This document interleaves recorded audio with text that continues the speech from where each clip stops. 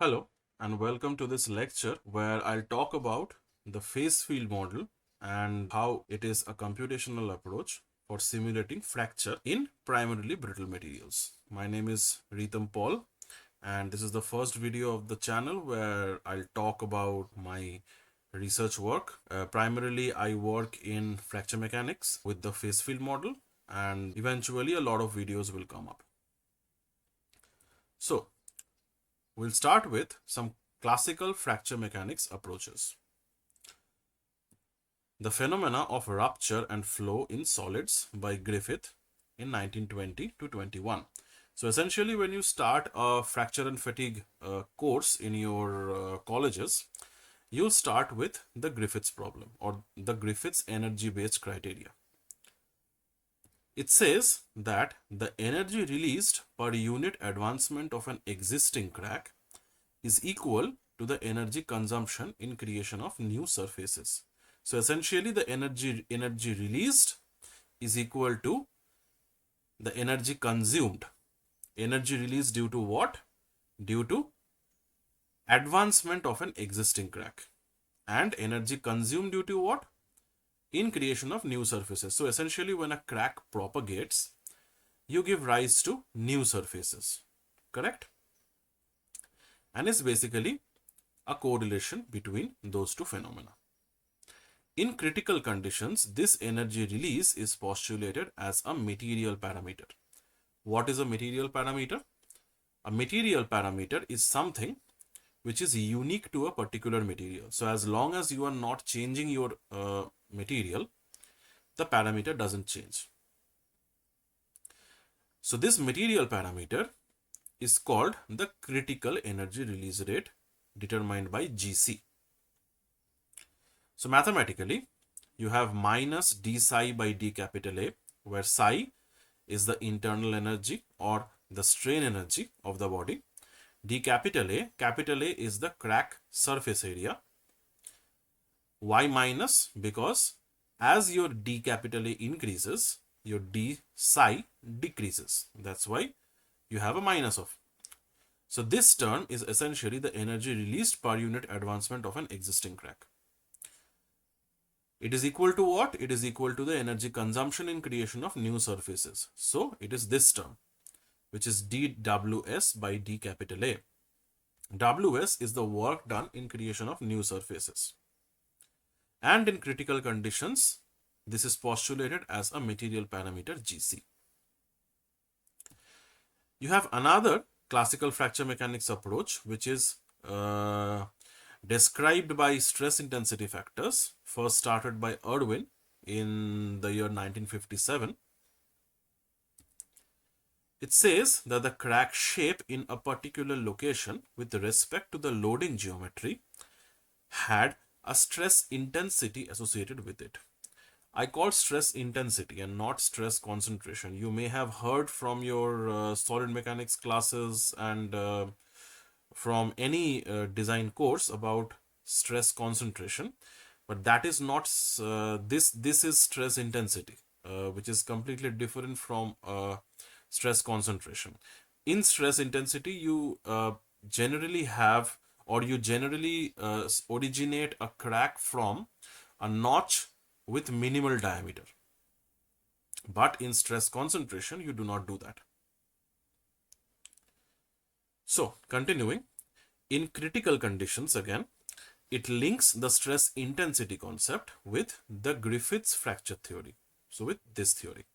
So mathematically, again, sigma ij, sigma is for stress, so sigma ij, the stresses, is denoted by k by root 2 pi r, where r is your distance from the notch tip.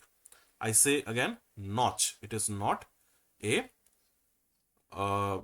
something with a finite diameter. It is something with negligible diameter. Sigma hat ij theta.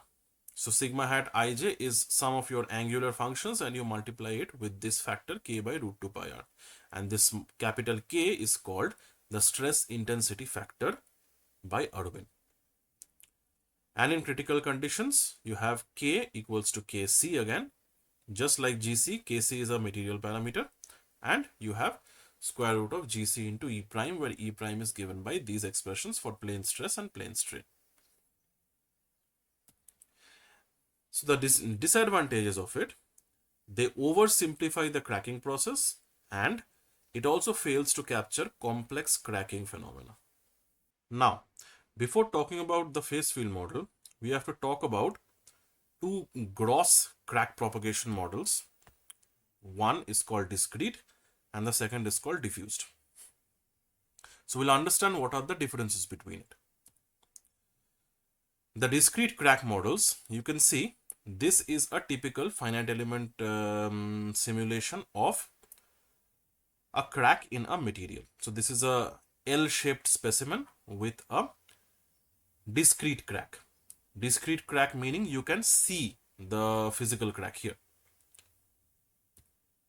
So for discrete crack models, the displacement fields are discontinuous across fracture surfaces. So essentially, if this is your y-axis and this is your x-axis, essentially if you go from negative y to positive y, and if you jump across this crack, the displacement field will also jump. That means they are discontinuous across this physical crack. Commonly used discrete models are node splitting, cohesive zone modeling, extended finite element method, or typically called XFEM. So these are some commonly used discrete models. Their primary disadvantage is node-to-node crack tip tracking is absolutely necessary. So what do I mean by node-to-node crack tip tracking? That means in a previous time step, suppose the crack is somewhere. The crack means the notch tip or the crack tip is somewhere at a particular node. In the next time step, you will have to tell the finite element software where the crack will go. The software will not be able to decide it by itself. That is what is called node-to-node crack tip tracking. So essentially this crack tip, it goes from one node to another node in subsequent time steps. And the finite element software cannot do it by itself. You will have to give it a criteria to do that. And secondly, element breakage possible. So essentially this crack can travel in between elements, in between the elements of your finite element mesh, and that can lead to element breakage, which is not desirable, of course. The second category of models are called diffused crack models. So typically this is what a diffused crack model looks like, and you can see a striking feature from the previous one. Here you have a physical crack, but here you don't have a physical crack. Here you have a virtual crack. So essentially here the specimen has been broken, but here it is not. Correct? Here you have replaced this sharp crack by a virtual crack. So this red band or this red contour is what you will see in the finite element software, where essentially this specimen without breaking produces a contour of the crack where it possibly can go. Correct? So the displacement fields are continuous across fracture surfaces.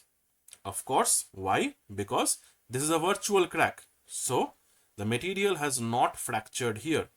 So essentially, if you go from the negative y direction to the positive y direction, there is no jump.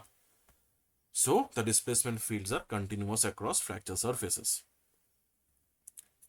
The discontinuity is not sharp but smeared. What I mentioned before. You don't have a sharp crack, you have a virtual crack, and we call it smeared crack. There are two commonly used diffuse models. One is the phase field modeling, about which this talk is about. And second, you have peridynamics, which has also come up recently as a promising method to model cracks in materials. The primary advantage of it being crack paths are obtained automatically as part of the solution and there is no element breakage. So why do I highlight automatically here? Because here basically you solve some equations that you feed inside the finite element software, and it will give you the crack path as a field variable or as a solution variable. And when you plot that solution variable with respect to position, you will get the crack path. Position and time, of course.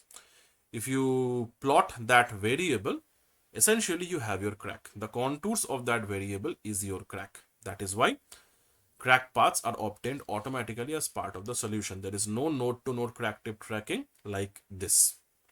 Also, there is no element breakage because here the physical material has not been broken down. There is a virtual crack or a smeared crack that is progressing, hence there is no element breakage. So, we start with the variational approach to Griffith. So, essentially you had the Griffith's problem like this, correct? Now, in order to explain this Griffith model in a diffused crack platform, you need a variational approach. What is a variational approach? A variational approach is commonly something that you read in your finite element courses, where you have a variational functional and you extremize it in order to solve for your internal variables. Correct? So we start with the variational approach to Griffith. It was first given by Frankfurt and Marigo. These two researchers are very, very important when it comes to, not just phase field, but this entire diffuse crack modeling as a whole. And 1998, so you can imagine it was way, way back. So take this Griffith's model and you define it like this. This term, pi int, is called the internal energy. And this is essentially a variational function. So this is the internal energy functional, correct? It is a summation of the integration over volume of a incremental strain energy plus GC integration over D capital A.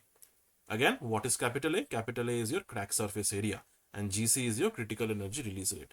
So essentially you split this pi internal into something known as the internal bulk energy and the fracture energy.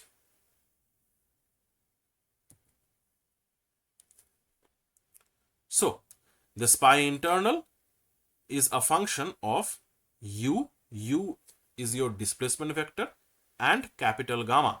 Capital gamma is something that I'll come to. So this term, you write it like this. You integrate over a capital omega, which is your domain, psi, which is a function of your strains, and this capital gamma, and this is a volume integral. So capital gamma is a domain, and you integrate it over the domain volume. Plus is basically this term where capital A becomes capital gamma. So you can of course guess that capital A is a area term and so is capital gamma. And what you do is you minimize pi internal. So the crack will travel in a direction of minimum pi internal. Correct? Now, this capital gamma is termed as a crack equivalent because this capital A was crack surface energy and you are replacing capital A by capital gamma. So capital gamma is termed as a crack equivalent. Now, if you look at this term, you see that you are integrating over D capital gamma, right? But you don't know capital gamma because in a diffuse fracture model, you don't know the crack a priori, right? The crack is solved for. So integrating over something unknown is not feasible. So this is essentially a surface integral and capital gamma is unknown. So this is not computationally feasible. So you will need something or some rule to determine this capital gamma. So again, this is not computationally feasible. You need something to determine capital gamma. Now, to determine this capital gamma, we start with this 1D diffused crack model by Bordin, Ambrosio Tortorelli, and Braids. So they are, different researchers in different papers. They have given their inputs and essentially came up with this 1D diffuse crack model. So you have an infinitely expanded bar. Suppose you have an infinitely expanded bar with a cross section capital gamma in a domain capital omega. So as I explained before, capital omega is your domain. And for this, what is your domain? Your domain is capital gamma cross L. So capital gamma is what? Capital gamma is your cross section, which is this. So if you multiply capital gamma multiplied by the length of the bar, you will get your domain. And the domain is a volume, let me tell you, where L goes from minus infinity to plus infinity. So essentially you have this infinite bar, you stretch it in two different points and you take a cross section with capital gamma as its area. Now, what we assume? We assume that we have a fully open sharp crack surface capital gamma at x equals to 0. So essentially, wherever you assume your crack capital gamma to be, you keep your x equals to 0 there. Okay? Now, this crack is essentially sharp, correct? Because this is just a line. So this ought to be sharp. So the sharp crack presence is described by a field variable phi x, which goes from 0 to 1, where let's assume that when phi equals to 0, you have fully unbroken state, and when phi equals to 1, you have a fully broken state. So essentially, what are we doing? The position where this capital gamma is in, phi will be 1 in that position. And the rest everywhere your phi is 0. So suppose you have a field variable phi which varies over the bar length. So you have phi everywhere. What will be its values? Its values will be 1 where capital gamma is present and 0 when capital gamma is not present. So essentially you have a Dirac delta function for a sharp crack. So when x equals to 0, for this case when x equals to 0, phi x is equals to 1 and phi x is equals to 0 everywhere else. Okay. This phi x is called the phase field or the phase field variable. Again, phase field is a scalar variable. It goes from 0 to 1 and it's also a field variable. Now, suppose you want to replace this sharp crack with a diffused crack. Diffused crack, I showed you, it is a contour. So essentially, you have to go from 1 to 0 gradually. Correct? To explain a contour, you have to go from 1 to 0 gradually. How do you do that? So discrete phi x can be smoothened by an exponential function. So essentially, these researchers, they thought that for gradualizing this phi x function, an exponential function would be the best bet. And they came up with this expression e to the power minus mod x by LC.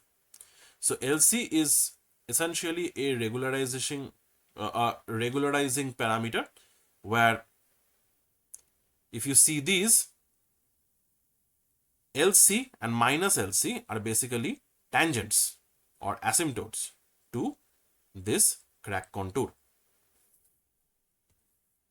So if you minimize or maximize LC, you are essentially regulating the width of this crack. So this LC is called the length scale parameter or the crack width. So if LC tends to 0, we get a sharp crack. So take this minus LC, take this LC, bring them to x tends to 0. In the limiting case, these two curves will be giving rise to a sharp crack again. Correct? So essentially, this case is the limiting case of this.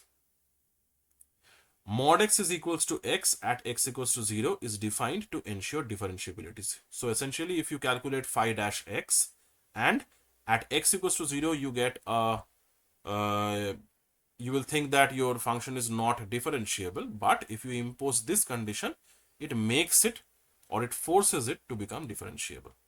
That's it.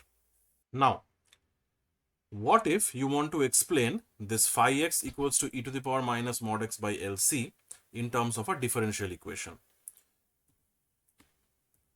So phi x is the solution to the homogeneous differential equation, which is this one. So essentially, if you solve this equation in terms of your characteristic function method, you will get this as your solution. So phi x minus LC square phi double dash x equals to 0 in capital omega. Now, if you take this differential equation and convert it to a variational functional using variational calculus, which I'm not getting into right now, you will get this variational functional. I of phi equals to half integrated over phi square plus LC square phi dash square dv. So this is basically integrated over the entire domain. We are always integrating over the entire domain, okay, because this is the volume integral. Now, what if you want to go from this variational functional back to the differential equation? How do you do that? You write the Lagrangian and solve the Euler-Lagrange equations, correct? So essentially, what is your variable that you are solving here for? You are solving here for the phase field, correct? Phi. So if you take this variational functional, write the Lagrangian of it. Lagrangian is what? T plus U minus V, where T is your kinetic energy plus potential energy minus work done. Okay? If you write the Lagrangian of it and plug it into the Euler-Lagrange's equation, you will be getting this differential equation. You can try it out for yourselves. Now, if you take the solution of phi and the fact that dv is equals to capital gamma into dx, why? If you look here, capital omega, which is your domain, your volume, is what? Capital gamma into L. So a differential volume element would essentially be what? Capital gamma, which is a constant here, into a differential length, dx, correct? So dv will be equals to gamma dx. That is how you get this second expression here. Now, if you take these two expressions and plug it inside the variational functional, you get a very simple equation, which is this. I of phi becomes LC into capital gamma. Try it out. It's really simple and you get a very compact form of the variational functional. Keep this result aside. This is a very important result. Now, using this, what will be capital gamma? Capital gamma will be what? 1 by LC into I of phi. So this is what I have written here, where I of phi is this. So essentially, what did we do? We took this, we plugged it into I of phi, we derived this. Now, we need an expression of gamma. That is what we are working for so far. So capital gamma will be 1 by LC into I of phi, essentially. So capital gamma, a function of phi. Capital gamma still now was a constant, correct? It was the cross section of the bar. Now, if you want to derive a function of capital gamma, you do it like this. So capital gamma, a function of capital phi, a function of, small phi, will be 1 by LC into capital I, which is this expression. And this entire integrand, 1 by 2 LC into this entire term, is called small gamma. So essentially, you get capital gamma by integrating small gamma over the entire domain. Now, what is this small gamma? This small gamma is called the crack surface energy density. Okay? In 1D. Now, what if you have more than one dimensions, 2 dimensions, 3 dimensions, etc.? In that case, you write this crack surface energy density function as this. So small gamma for 1D was what? 1 by 2 LC into phi square plus LC by 2 phi dash square, correct? But here for multiple dimensions, this phi dash will essentially become nabla phi, okay? Or a gradient of the phase field. So the previous expression of pi internal, which was a function of displacement and phase field, now becomes this large expression. You remember the previous expressions, right? Let me go back.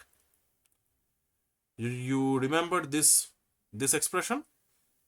Now you know what is a possible function for gamma. So you plug it in and you get this large expression. And this is one of the main variational equations that we need to derive the governing equations for our phase field model, correct? So you have the internal bulk energy term and you have the fracture energy term in terms of the length scale parameter LC.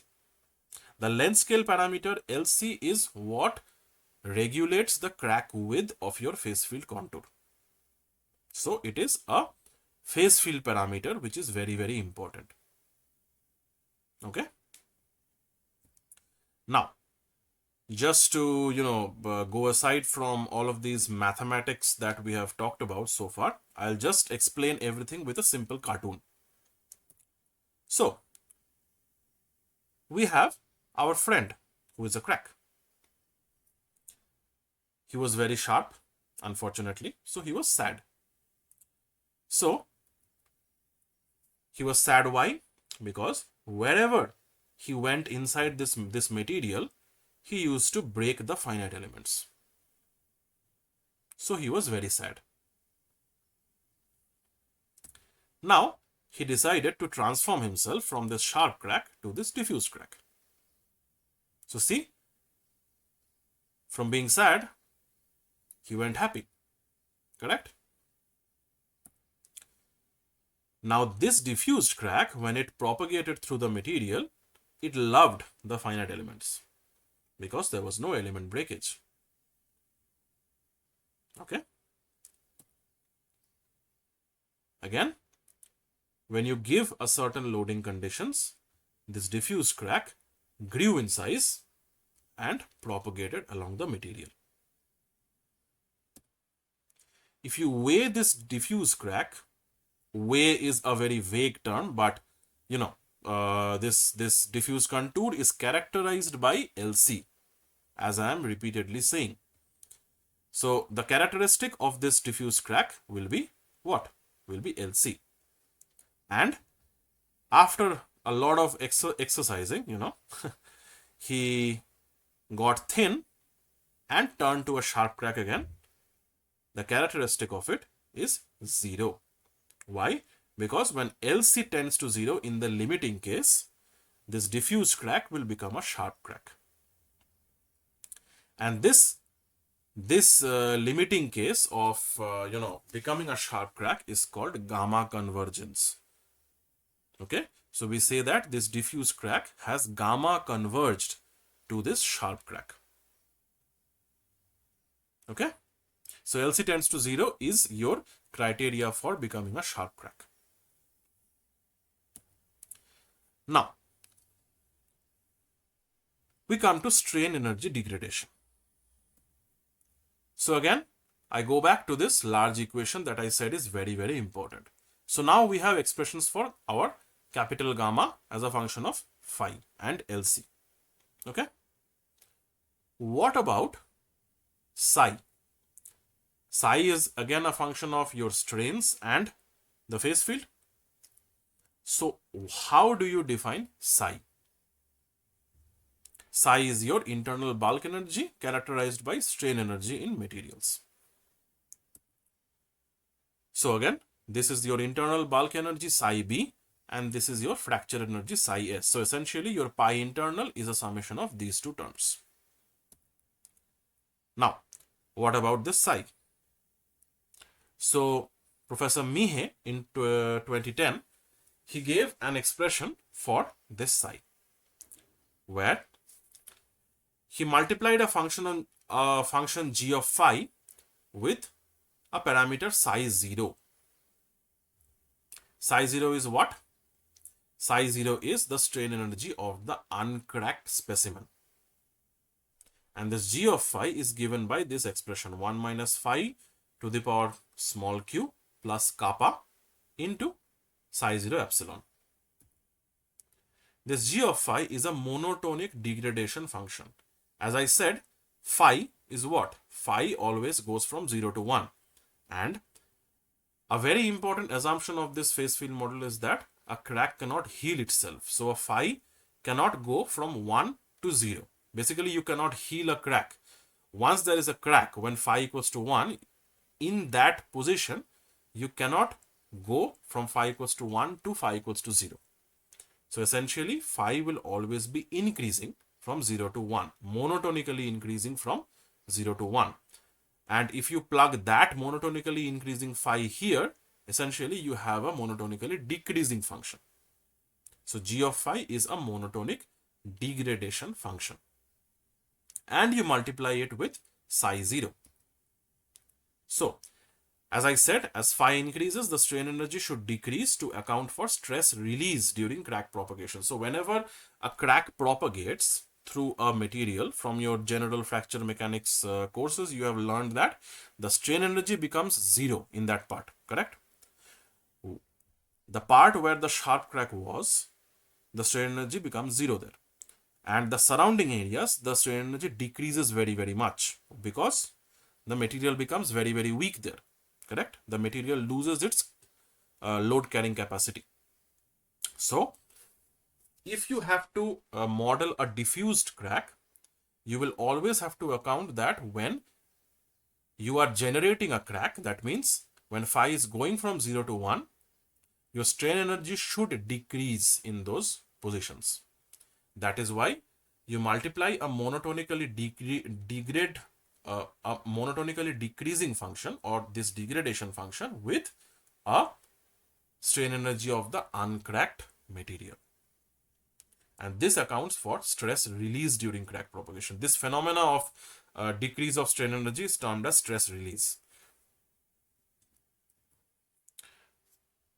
As I said, psi 0 is the strain energy of the uncracked body. What about this Q? Q is 1, 2, 3. It is a positive integer index. And as you can imagine, as Q increases, the strain energy is degraded more. So, if it is linear, then quadratic, then cubic, etc. As you increase Q, this G of phi will basically increase. And that will degrade your strain energy more. What about this kappa? Kappa is a stability parameter of the order of 10 to the power minus 7 to minus 6. You can even take it very, very lower than this. It just ensures that while you are solving the finite element equations, you don't get a zero stiffness. That's it, nothing else.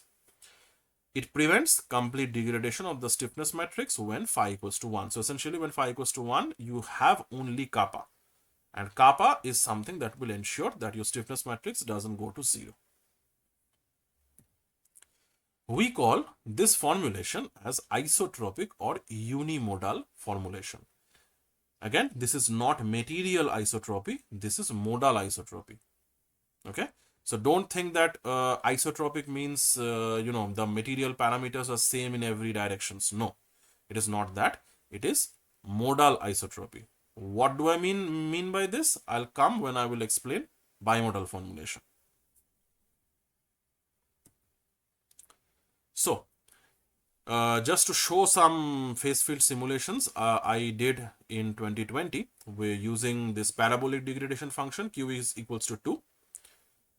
You have this single edge notch tension specimen where essentially you have this plate. You have this notch, this sharp notch. These simulations are done in Abacus, of course. You have this sharp notch and you pull it here and here. Okay. So what do you expect? You expect a straight crack, right? A straight central crack, symmetric about the top and bottom half, which is what we get. So this red contour is your phase field contour. You can see that in these red areas, phi is 1, and it gradually goes from 1 to 0. 0 is in these blue areas.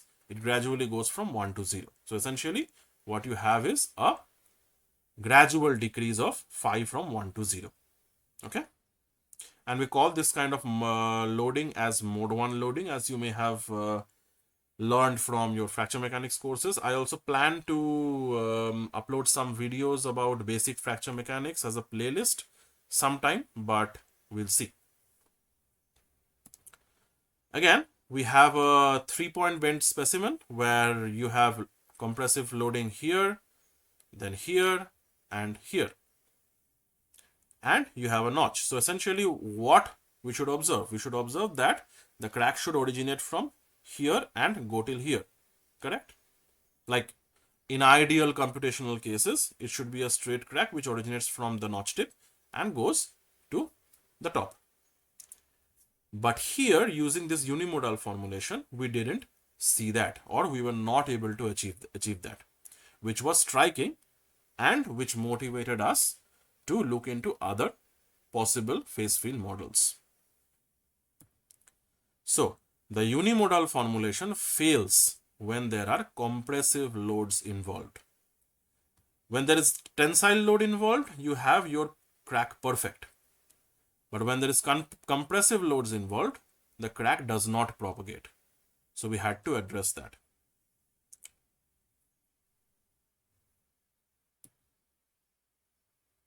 So to continue with this strain energy degradation, we come up using Professor Mihei's paper, the asymmetric tension compression energy split. Okay. So tension compression energy split means we have to ensure such that the crack also grows under contributing crack propagation factors. I'll explain this further. So what we do is we split psi 0. What is psi 0? Psi 0 is the strain energy of the uncracked specimen, correct? We split psi 0 into psi 0 plus and psi 0 minus. Plus and minus, we'll come to it. So psi 0 in linear elasticity, we have half epsilon transpose C0 epsilon, where C0 is your what? Is your material stiffness matrix, and epsilon is your strain tensor in Voigt notation. Okay, Voigt notation is what? Voigt notation is the vectorized form of writing stress tensors. So essentially you have a 6x1 vector explaining or denoting your strains and stresses. And if you write all of these in Voigt notation, essentially C0 turns into a 6x6 matrix. What you do is you split epsilon into epsilon plus and epsilon minus.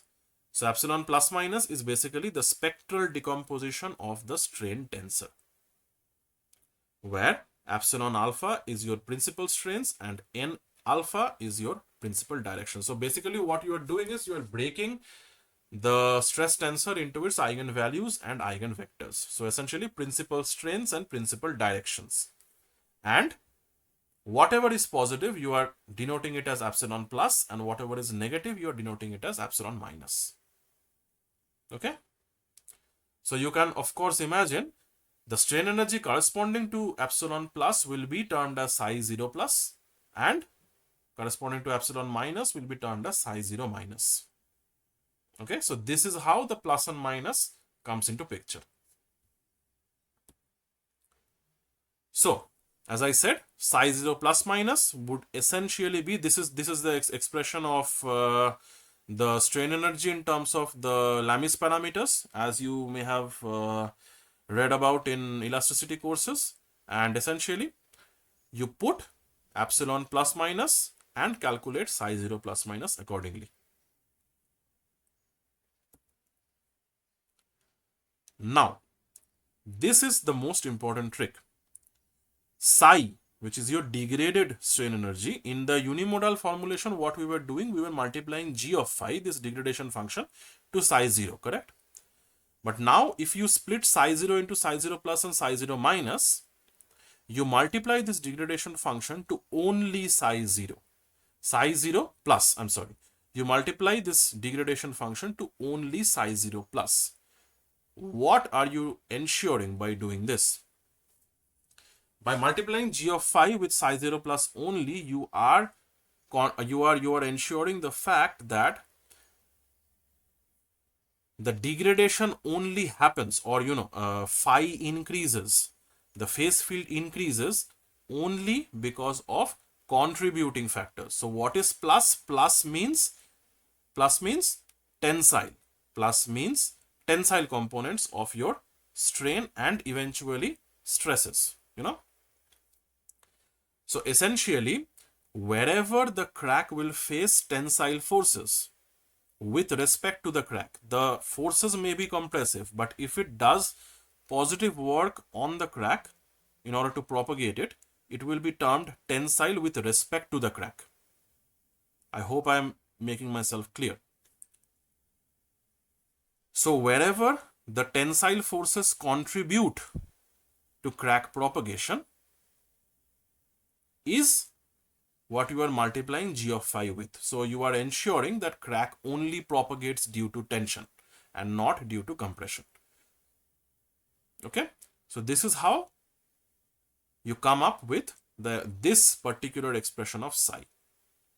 So g of phi multiplied by psi 0 plus, and you keep psi 0 minus aside.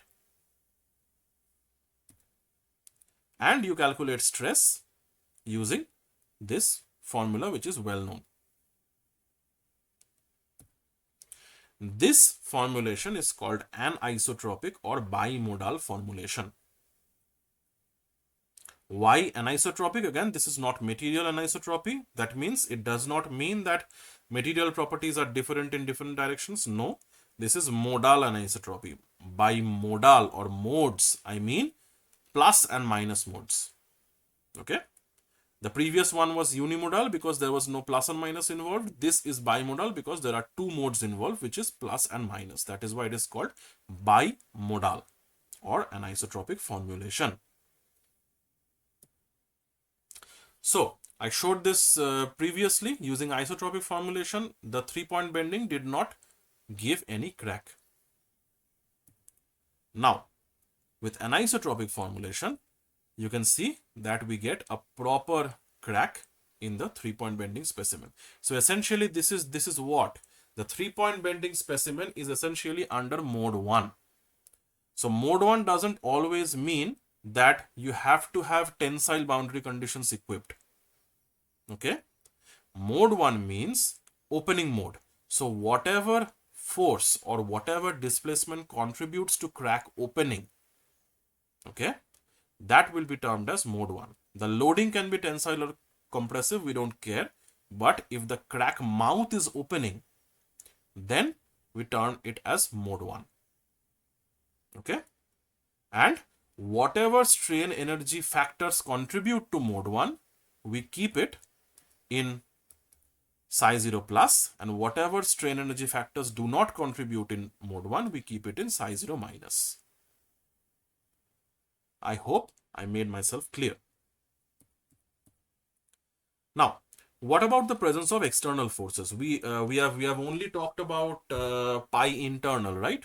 So there is no work done by external forces. There is no traction, there is no body forces or things like that. So now we define another functional pi external as integration again over the volume, the body force per unit volume multiply dot your displacement dv plus a surface integral, because traction is always on the surface, correct? So a surface integral of applied traction dot displacement d capital A. Now what we do is we define this capital E, which is the total functional, which is pi internal minus pi external, because external work is always subtracted. So capital E is pi internal minus pi external, and we minimize this capital E in order to solve for displacements and phase fields. Okay. So you have this large expression for E, where this and this is essentially your pi internal, and this is your pi external. So this plus this minus these two terms. So this term is a function of displacement and phase field. This term is only a function of displacement, and this term is only a function of phase field. Okay, so we have three distinct terms with a little bit of coupling going on. Okay, you understood the coupling? Displacement and phase field, displacement, phase field. So this capital E is essentially a coupled function of displacement and phase field. So how do we solve them? We need possible solution techniques for it.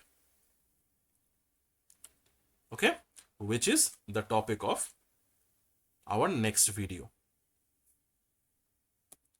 So to summarize the entire thing that I've talked about so far, we started with the Griffiths model, which was given by this expression. Next, we looked into Frankfurt and Marigot, who defined this pi internal functional, and we solved for this capital gamma. So after solving for this capital gamma and defining the crack surface energy density function, we defined pi internal, correct? With this long expression. Next, we looked into the energy split, the unimodal and bimodal formulation using Professor Mihei's paper. Okay. So pi internal was splitted into this g of phi multiplied by psi 0 plus psi 0 minus plus the fracture term. As I had mentioned before, that the crack cannot heal itself. That is the main assumption of this phase field model. So we have to ensure this irreversibility condition is maintained overall. So phi dot should always be greater than equals to 0. And in a further researches by Borden, he even went to higher order terms for this crack surface energy density function, which is given by these long expressions. Here, of course, we will not talk about it because we are talking about basic phase field modeling. So I'll just give it just in case you are interested to look into it.